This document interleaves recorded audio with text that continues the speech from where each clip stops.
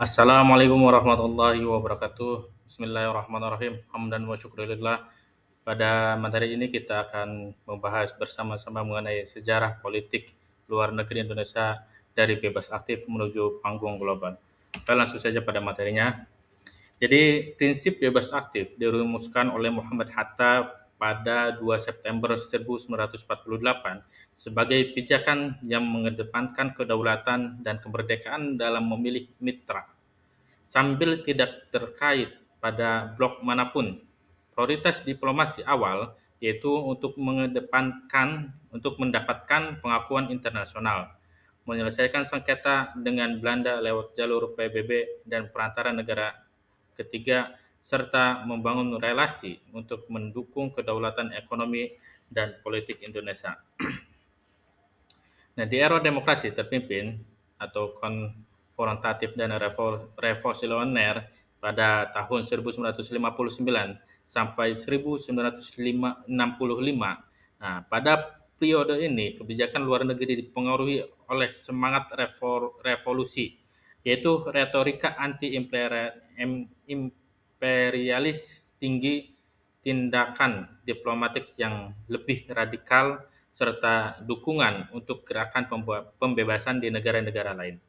Indonesia menempuh gaya konfrontatif terhadap sisa-sisa kolonialisme dan kepentingan asing yang dipandang mengancam kedaulatan nasional. Pemerintah Orde Baru menggeser fokus ke stabilitas politik dan pembangunan ekonomi melalui hubungan pragmatis dengan negara barat dan lembaga internasional. Diplomasi menjadi instrumen menarik investasi dan legitimasi, namun kebijakan luar negeri juga menghadapi kritik internasional, terutama terkait invasi dan aneksasi Timur Timur pada 1975 sampai 1976 yang menimbulkan ketegangan diplomatik dan isu hak asasi.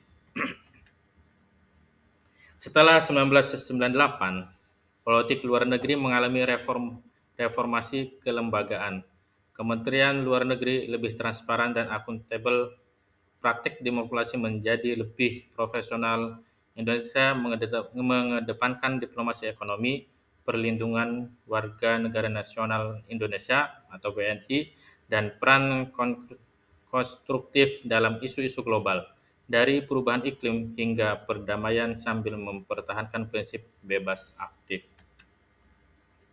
Strategi lingkaran konsentris menempatkan prioritas pada hubungan terdekat, yaitu tetangga kawasan ASEAN sebagai pusat kepentingan nasional, lalu memperluas ke mitra strategis regional dan global. Indonesia sebagai anggota pendiri ASEAN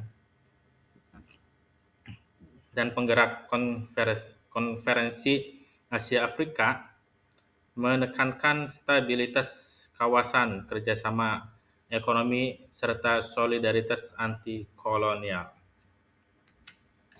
Sepanjang sejarah, politik luar negeri Indonesia menunjukkan keseimbangan antara konsistensi prinsip bebas aktif dan kemampuan adaptasi terhadap dinamika global. Keaktifan di PBB, peran historis dalam gerakan non-blok, serta kontribusi pada misi perdamaian dan dialog multilateral menegaskan posisi Indonesia sebagai negara besar regional dengan ambisi peran global yang konklusif. Kesimpulannya adalah bebas aktif tetap menjadi jangkar.